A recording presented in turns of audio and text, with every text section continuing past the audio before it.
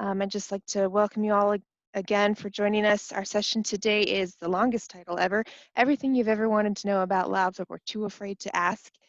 So I'm going to pass it on over to our host tonight, Spencer, and we have our in-house lab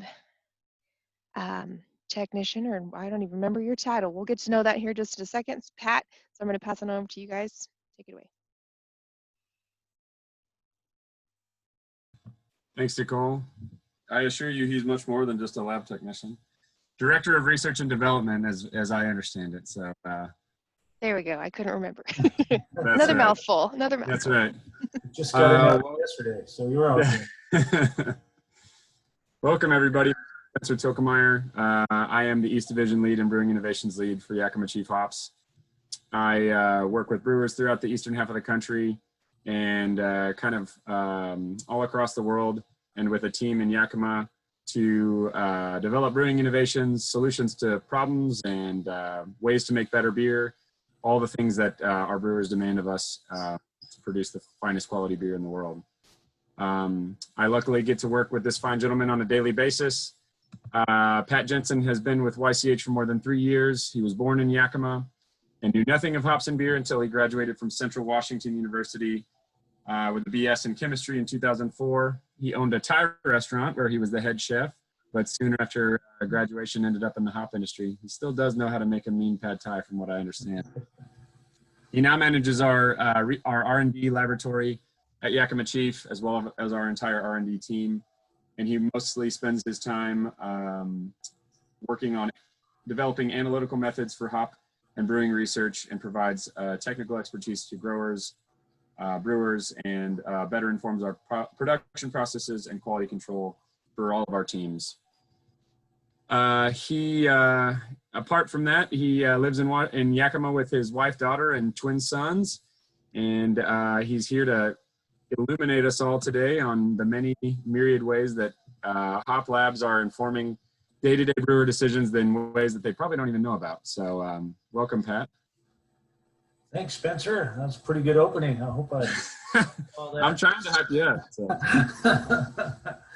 So, Pat and I get to work together on a day-to-day basis, and he's been a really great mentor for me. And my background is I'm a former brewer, so about 10 years. And, you know, honestly, I don't think as a brewer I thought a ton about hop analytics, hop lab work. I knew what my hops delivered to me, probably not well enough now that I know a little bit. I knew my basics about alpha acids, things like that, but getting to work with Pat on a daily basis has made me realize just how much there goes into hop analytics, and how much, to a certain extent, we've kind of only scratched the tip of the iceberg when it comes to analyzing hops and what they do for us and what they can do for us. So, so Pat's been really instrumental in helping me understand that better, and I think in turn, what we aim to do is better inform our brewers out in the market on the ways that we can use analytics to kind of make better beer. So Pat, you know, to jump right in, I think hop labs can be pretty intimidating things. We have a lot of abbreviations, you know, HPLC, GCMS, and a lot of like kind of black box looking machinery that make it, you know, it kind of obfuscates exactly what's going on there. So could you offer just like a basic description of your lab's main purpose and what it accomplishes for Yakima Chief and kind of our supply chain? Yeah, no problem. I think what really intimidates people is on the door. Usually when you go to any lab, it says authorized personnel only. So generally most people are just ready to go in. And then once actually you go inside, you see stuff that says dangerous, flammable, or hazardous waste. So that's probably the scariest part. But once you get through all that, the machines aren't too bad. I mean, they're pretty robust.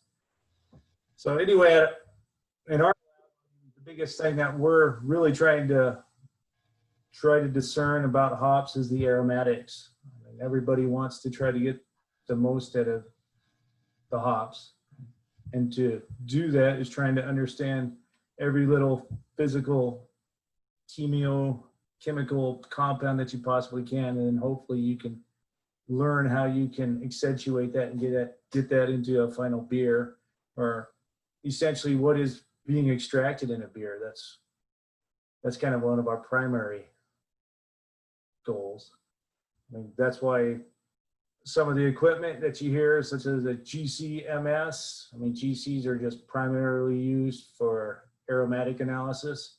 So that's usually one of the prime components, especially in our lab. But in any hop lab, you'll probably just go into, you'll see a UV spectro, which generally every company uses to get alpha, beta, and your HSI, all those primary analytics. And then you might see the GC where they're trying to get all that oil analysis. You might see all these pots boiling away with hops in them, which they're trying to get that total oil in itself, which is kind of fun, kind of scary looking at times when you see all these boiling pots around you. But that's probably my primary goal is to try to understand all those aromatic compounds and where are they going, how do they develop in a hop, and can I predict what's going to happen in a beer with what I can see in a chromatogram sometime.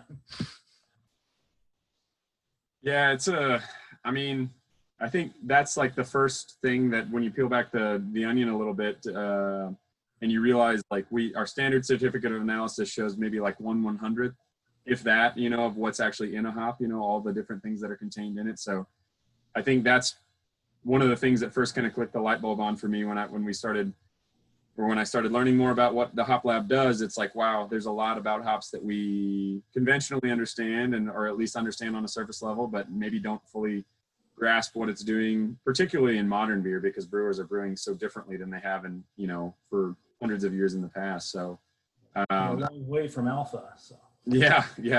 We could almost not publish alpha acid at this point, and I don't have our majority of our customers would even care that much. So yeah. I do realize right now, though, that I think I put the cart before the horse here, because we actually have a tour of your lab that we can show the public here that will kind of help add a little bit of a visual to what we're going to be talking about today. So, Nicole, why don't you play that before we continue with any more questions, and that'll give us some background here. Welcome to the Yakima Chief Hops Research and Development Laboratory. I'm Pat Jensen, the technical manager. My primary position is to oversee the Research and Development Laboratory. Some of our primary focus here is analytics. So we have a lot of great analytical equipment here in the laboratory that basically what we try to look at is every chemical constituent of hops and hemp from the field, so from the hop flower or hemp flower to all the way to the final user, being a beer or any other consumer product. So we analyze for just about every chemical component we can possibly find. So a lot of our time is spent in developing new research methods in order to be capable of doing that. And hopefully we're able to help growers develop better quality products. We help our company produce a better quality product and hopefully help brewers develop better quality products as well. Most of the research is conducted by these two, and they are the ones that operate all the instrumentation. We could take a time out and let them talk to you about what they actually do for hops and hemp. I'm a laboratory research assistant. I started here at YCH in January, doing a little of everything so far, but my main kind of projects are hemp analysis, and right now we're working on measuring hop diastase activity. So this is one of our HPLC systems. So what we're doing with this is looking at sugars, and the application of that is we're looking at the diastatic power of hops this harvest season. So hops have the same kind of enzymes as malt that basically break down complex carbohydrates into fermentable sugars, and that is what drives hop creep, which some brewers might experience. We basically are testing hops on a starch solution to see how they degrade starch into those sugars. And I'll just show you, we just have our little sample tray here. So we load samples on here, and then they're injected. Solvent is pumped from these reservoirs here. The sample is carried through our column, which separates the sample into its individual components. and then it passes through. We actually have 2 detectors, and then the result is a chromatogram like you can see on the screen there, and that tells us what we want to know. All right, so if you come over here, I'll show you our other HPLC system. Same kind of idea. We're injecting the liquid sample. It's being carried by this solvent flow through a column into a detector, and then we get a result like you can see on the screen here. So this is a chromatogram of a beer that was run. And so basically we're looking at the alpha and beta acids, each of which is represented by a peak on the screen. This was a beer that was brewed in-house by our technical brewer. That one is like a hazy pale ale. So we measure several measurements of the beers we produce in-house. This one is just basically IBUs, but whereas your typical IBU measurement just kind of tells you the sum of the bittering acids, we can actually look at individual bittering acids. All right, so I'll turn it over to Jackie. My name is Jackie Height. I am a laboratory research assistant here at Yakima Chief Hops. I've been here since 2017. I worked in the production lab and then had the lovely opportunity to come move up into the research lab about a year and a half ago. So my main job here is running two of the GCMSs, so gas chromatography mass spectrometry. This one right here is one of our newest toys. It is a GC with a quadruple time of flight tube, and then it also has a sulfur chemiluminescence detector. Not very many laboratories are able to detect sulfur compounds, so one of our biggest projects is analyzing hops and beer for sulfur compounds and kind of dig into that and see what they're all about. Other than that, we're also able to analyze any aromatic compounds that are in hops and beer, and kind of see what compounds that are in hops can make it into beer. This is our other GCMS. We also run hops and beer on this as well. Same kind of concept. It does detect aromatic compounds within the hops. This machine though is equipped with a ODP, or an olfactory detection port, and this is a really cool tool because when the sample is on the machine and running, it actually splits off a portion of that, and then you can smell each compound individually as it's coming through this little port. Over here, we kind of have some sort of sample prep area. There's 2 different ways to prep samples. So on here we have a hop sample, and then we put little stir bars in there. So then it's heated, all those compounds release from the sample, and then they stick to the stir bar. Same kind of concept for beer, except they stir in the beer and all those compounds will adhere to that stir bar. And then up here is our last little tool. This is our Anton Par. This basically reads alcohol content, gravity, calories, pretty much anything you would use in a brew house. This is what it will read you. And that is what we do here on my end of the thing. So thank you so much for joining us at Virtual Harvest, and thank you for touring with us in the lab to see all the cool things we are up to this year, and hopefully we'll be able to see you next year.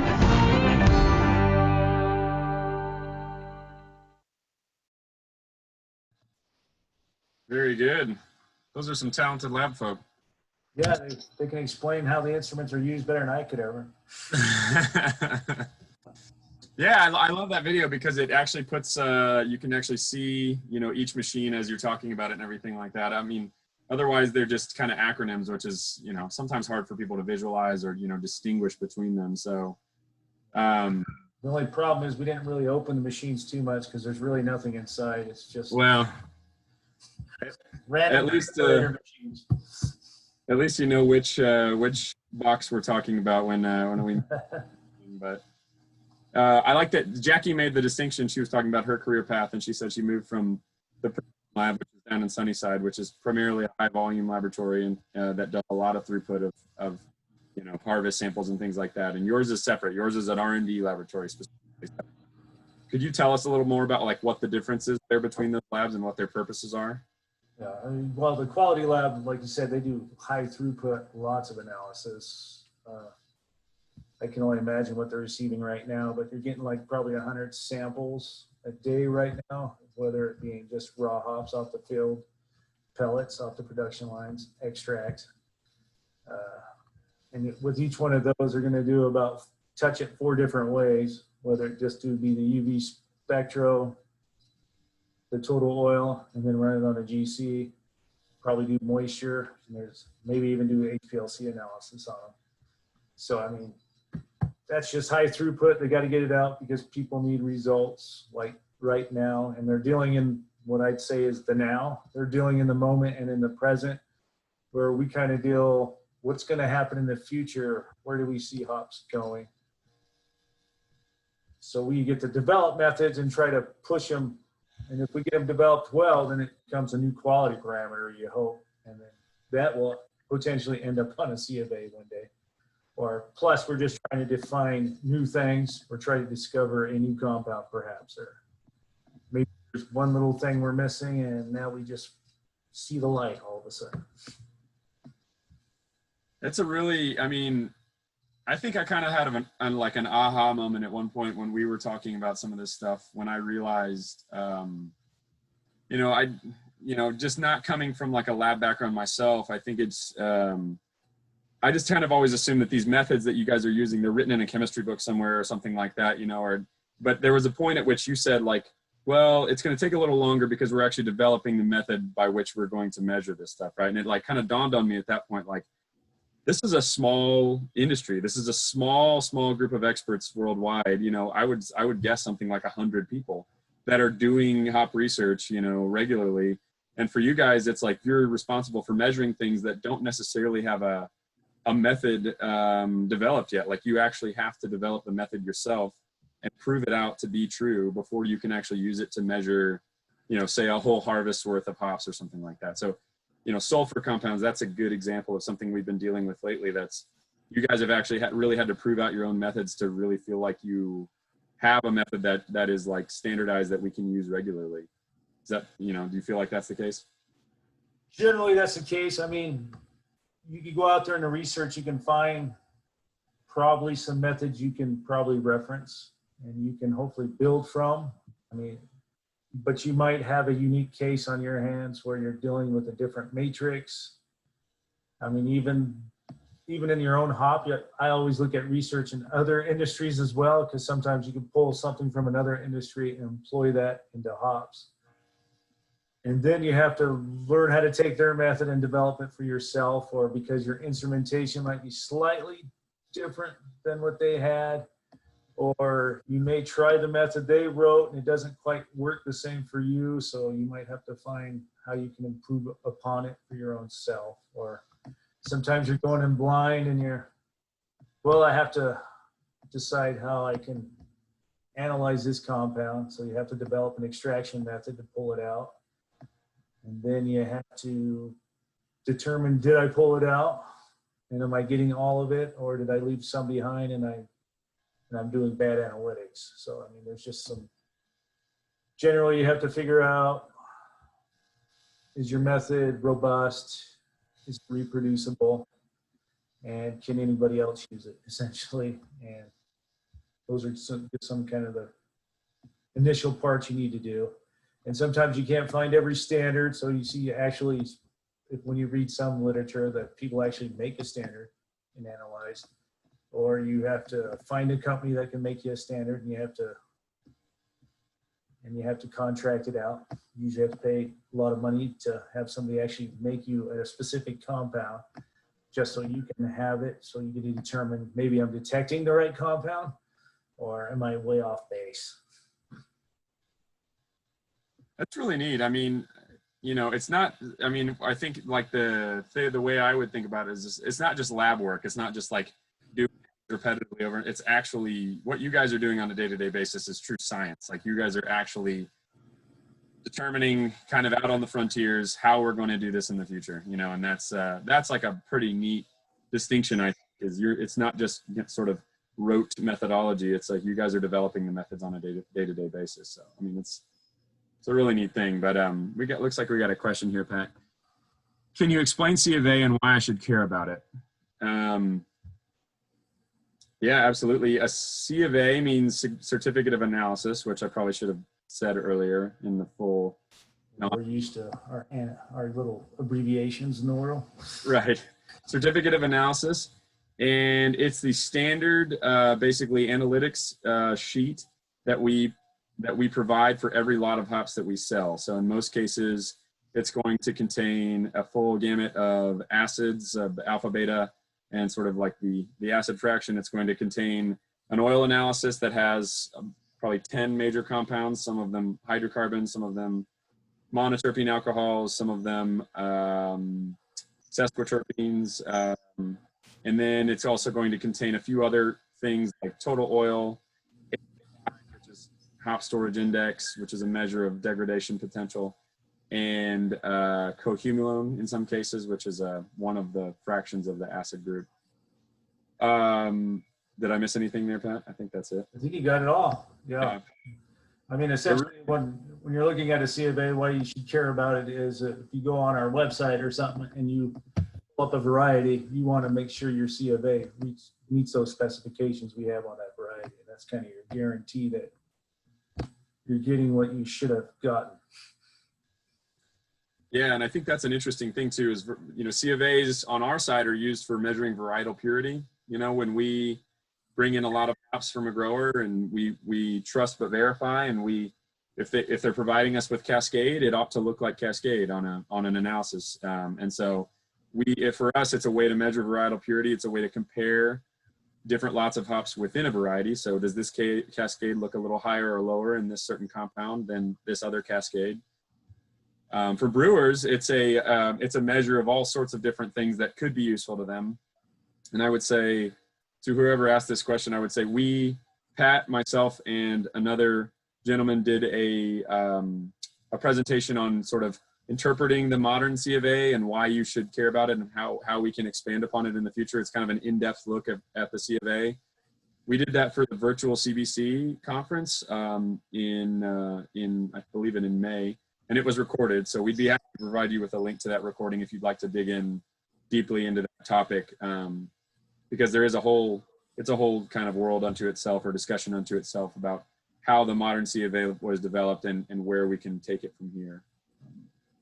But it's a great question, and we definitely encourage any other questions that y'all have as we're talking here. So I've got another one for you, Pat. So, you know, you deal with these machines on a daily basis. All of them are pretty sophisticated, you know, some more than others. Do you have a favorite machine? Like, do you have a machine that you just really love to operate, you know, or one that really compels you, and why? You know, what machine do you really enjoy? It's usually the newest one's my favorite. You're learning how to use it, so that's the one that's got your mind really. Then it becomes routine for you. It's not so as exciting anymore. So right now the gas chromatograph with the quad time of flight and the SCD, or sulfur chemiluminescence detector, that one's been the most exciting because it's a really high-end instrument. Not every lab has one, and it's just learning all the different ways to utilize that machine to learn about hop aromatics, especially just learning about the sulfur compounds. I mean, using just the GCMS in itself, you're kind of blind to them because they just at levels that are below the threshold of the MS in itself. So having an SCD where you can prepare the hops like I normally do, and it automatically shows up just because it has a detection threshold that low. So it's just opening up a new world. And when you're trying to identify new compounds, that's where the fun begins, kind of boring to explain, but fun when you're in the middle of doing it. I can bore you if I tried to explain it, but I think it's pretty fun. Yeah, no, I think you're right. There's a lot of brewers out there that are pretty, I would say, like, you know, quite interested in sulfur compounds and sort of their implications for making beer. And, you know, I think, you know, like you said, we've only had the SCD for a couple of years now, and there's not many. It's actually, we've only had it for a year and a half. So it's pretty freshly minted. Yeah, last year we developed a method like in less than 2.5 months to try to run on harvest samples. And that's that beer survivable data you've been able to share with everybody, that we had to act kind of fast. Yeah, that is fast. That's and what Pat's referencing is a couple of presentations that we've done in the past that have been centered around a pretty specific group of compounds. That's also available on our webinars site. We've done a few of those in the past that a specific group of compounds that seem to have particular importance to beer because they survive very well into finished beer. They survive the brewing process. We see them show up in finished beer regularly versus some other compounds that don't always survive into beer. So anyway, if you're interested in what Pat's talking about, there's a whole webinar that's based on that topic. But I think, you know, you joke about it being kind of boring, but I think there's a ton of brewers who are really, really interested right now in sort of that world of sulfur compounds and that world of compounds that we're not currently regularly detecting, but could have a huge huge impact in their beer. You know, I feel like that's the you know, the future of kind of aromatic analysis, at least for the next, you know, 5 to 10 years for us. Like, do you agree with that? Oh, I think so. Yeah, absolutely. Because you're really, after just discovering what the compound is and you're trying to understand its threshold, then it's going to be how easy it is to extract into a beer, or maybe not everybody sees it. I mean, and then you'll try to figure out what's the best parameters to maybe extract that into a beer, or what are is it like a cold side addition? Is that going to be the best? Is it the hot side, or can I get it on either side, or am I stuck on trying it on just the cold or the hot? I mean, or can I enhance something else during the fermentation process? Because we all know that some compounds seem to change during fermentation. And so if you can understand the right compounds, or the right ones to stick in at the right time, then what's your overall endpoint? I mean, that's kind of, can I get fruity all the time? Can I get citrus all the time? Or can I get a specific fruity compound? If I want mango, can I achieve that by having the right components in the hop? And what are those components? That's the first thing you have to discover. How do I get them out and extract them into the final beer? Yeah. Yeah, it's a pretty compelling topic. I think the thing that excites me, you know, working with brewers regularly, is it's got brewers thinking outside of beyond the sort of traditional notion of just smelling what's on the table when they smell raw hops and assuming that that's going to translate, you know, one-to-one to beer, because we know that that's not necessarily the case. Hops express things in raw hop format that don't always translate to the way that beer expresses, you know. And I think what we're doing, and we commonly see brewers kind of get frustrated by that, I think we're working to kind of bridge that gap a little bit and, you know, sort of figure out what is that missing link between the two things, where we can talk about, you know, raw hop analysis versus beer analysis and how we make those two things, you know, connect. And so that's an exciting frontier, I think. So. Yeah, trying to add that prediction ability. I predict what's the final beer taste like, just from an analysis maybe. Yeah. Or you want to make sure the beer tastes good. You don't want to. Yeah. Just because I think it's going to taste good doesn't mean it will. Well, that's what the internal brewery's for. We can dump plenty of beers before we have to unload that on the public, I guess. But yeah.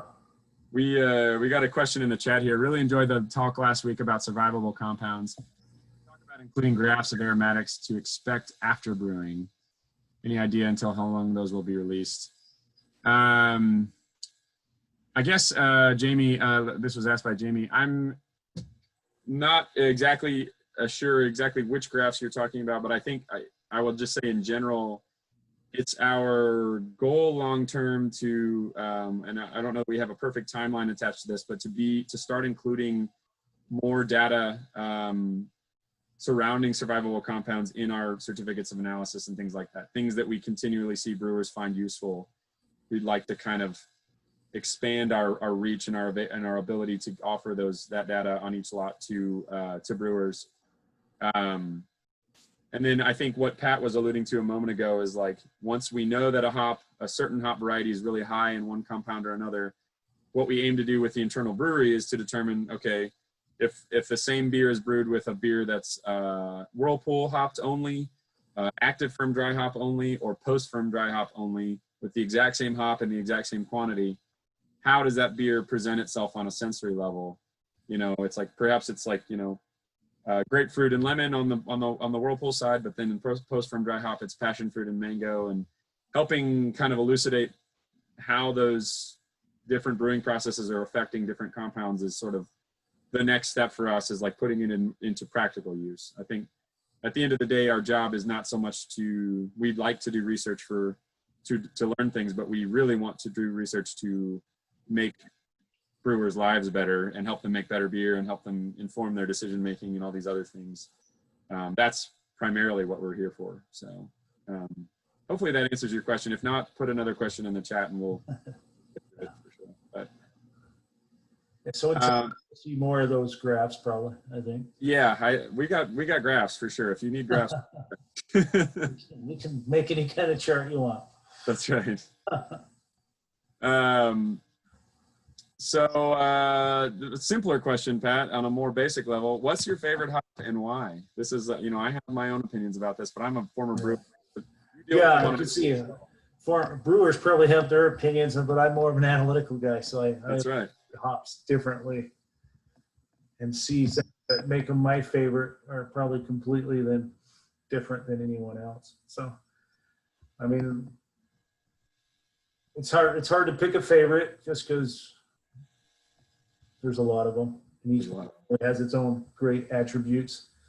I mean, and we'll get back to the beer survivables in a second, but there's a lot of hops out there, I think, just from what we're seeing in our new instrumentation, that you can see that these hops seem they're gonna probably take off. And some of those being Talus, like you already mentioned, that's probably gonna take off because it has a high geraniol content. So then you have Idaho 7, I think is gonna be another one that's just a lot of brewers will probably want to seek that out. And when you go back to your beer survivable graphs, so we'll go back to that. There's one hop in the graph that was in the top 10 of beer survivables, but she wasn't quite the same as the rest. A lot of them are about that 10 to 15% alpha and beta, but there's one in there that's actually a low alpha, but still has a lot of beer survivable. So it's kind of like not following the same scheme as everyone else, and that was Crystal. So that one's probably my favorite hop right now, just because it kind of marches a beat to its own tune, I guess. I love that answer. I love Crystal. It sort of punches above its weight. I like to think it's just more impact per unit alpha, than the average bear. I'm going to share my screen real quick to show people what we're talking about here. For those that haven't seen, we're not too deep into the survivables right now, but just to kind of what we're talking about here, this is a graph of a group of compounds, 7 compounds in specific, that we've identified that we regularly see survive into beer. That's why that's kind of where the term survivables came from. And it's just basically, this is an analysis of different hops and their levels of certain compounds that we see regularly surviving into beer, and therefore we assume are regularly making an impact in beer aroma. I would not say that this is exhaustive, like these are the only things that are making impact in beer aroma by any means. This is just kind of a first step in looking at beer analytics from kind of a reverse engineering standpoint. How do we analyze what's in a beer and therefore kind of look backwards at what hops are potentially contributing those things? So as Pat mentioned, you see all these heavy hitters up here: Idaho 7, Mosaic, Bravo, Citra, Millennium, Mount Hood, Equinaut, Simcoe.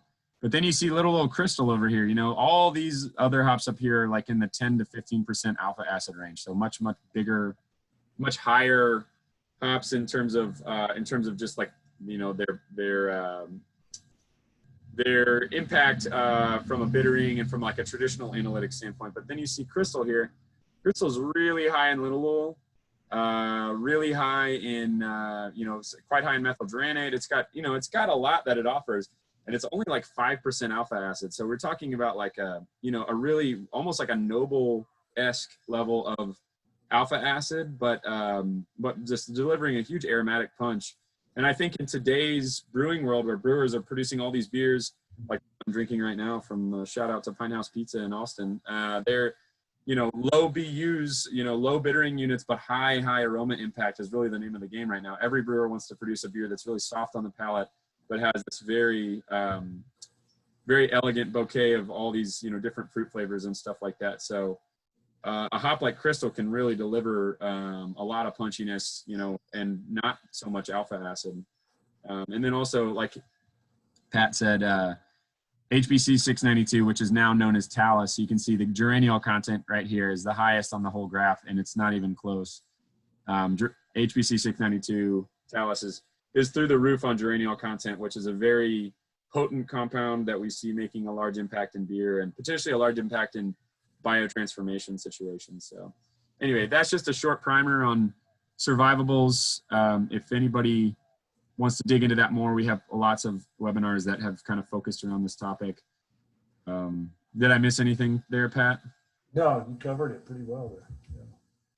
It's an exciting frontier for us, for sure. It's a new way to look at hop analytics, and it's, from a brewer standpoint, I think brewers should be really excited about this, because I think this is a lot more useful to you as a brewer than looking at how much myrcene is in a hop, because myrcene doesn't generally survive into finished beer. So looking at something like this, I think, can make a much bigger impact in your kind of your decision making surrounding, you know, what hops you use and when.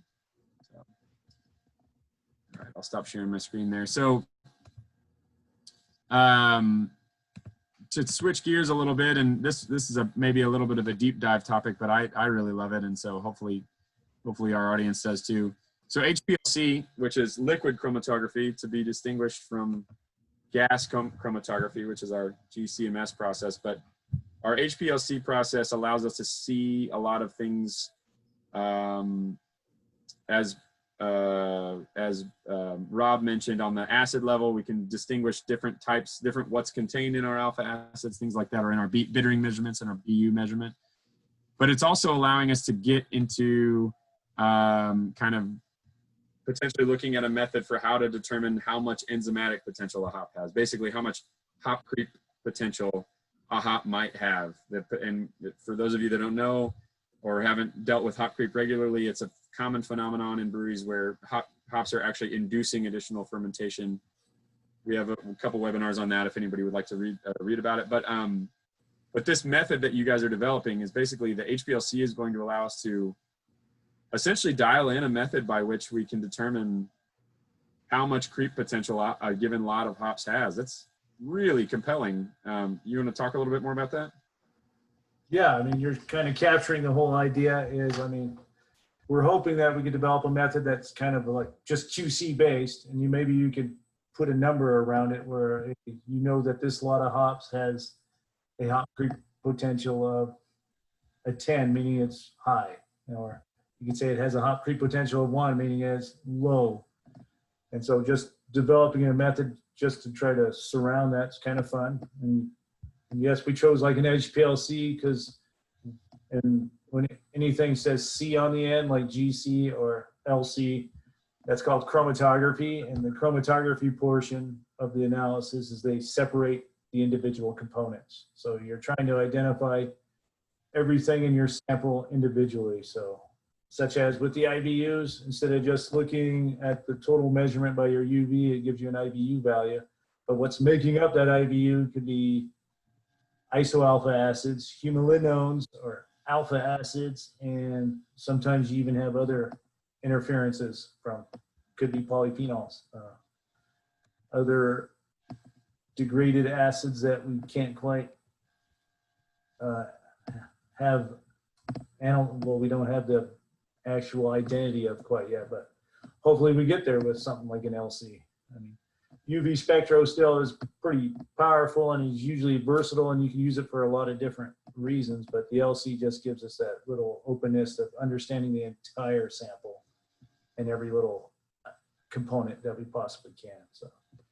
And so with the diastase, that's going to help us if we can find all the different sugars you're breaking down a starch with, and then you can pinpoint the individual sugars. And then hopefully we can put a number on that so people can understand that. Or what actually affects a hop having a higher hop creep than another. So is it the just variety? Is it maybe seed content in a variety? Is it maybe late pick, early pick? Maybe some of those types of reasonings are what really is driving hop creep around individual hops. So kind of exciting, but I think it's tremendously exciting. I mean, right now, you mentioned that there's all these potential variables in play for like what maybe is affecting hop creep, right? It's like, the list is kind of endless. It could be farm practices, it could be kilning practices, it could be, you know, seed content, it could be, I mean, it could be all the way to the way the bale is stored, you know, just things like that that are affecting it. Safe to say that we're a ways away at this point from being able to figure out exactly, dial in exactly what that is, but a method like this could bring us a lot closer. And in the meantime, you know, the first step to being able to deal with hop creep for brewers is knowing what they're up against, right? If they know that they've got a lot coming down the pipes that's high in hop creep potential, at least they know it ahead of time so that they can properly plan for it and they can give that beer a couple extra days in the tank to really finish out that fermentation or whatever they need to do to mitigate that process. But right now, brewers are just kind of operating kind of like in the dark and just sort of hoping that they can manage it as best they, you know, as such as their methods will allow. So I think it's a huge step forward. And like you said, it'll allow us to potentially work backwards and say, this lot is higher in seed than another lot, and that's maybe potentially what's causing this hop creep, or so on and so forth. And so being able to measure, you know, that's the first step. So gotta generate data. Yeah. Data gives you an endpoint in the end. Yeah. Well, and if nothing else, it'll allow us to have a big spreadsheet that we can show people to say, see what this is all this working on. Yeah. Make it look pretty, so That's right. it'll be presentable. That's right. It'll create Well, we're at about 45 minutes here, Pat. We don't have any more questions in the chat, so unless we get other questions, I'll just go ahead and say to the group, we have a very talented staff at Yakima Chief. Pat manages a whole team of smart people that are actively working on this stuff on a day-to-day basis. We also have a whole team of former brewers that are there to kind of answer questions and offer practical help on how to make beer better or solve problems and things like that. So if anybody out there at any time has a question that we can help with, please send it to brewinghelp@yakimachief.com.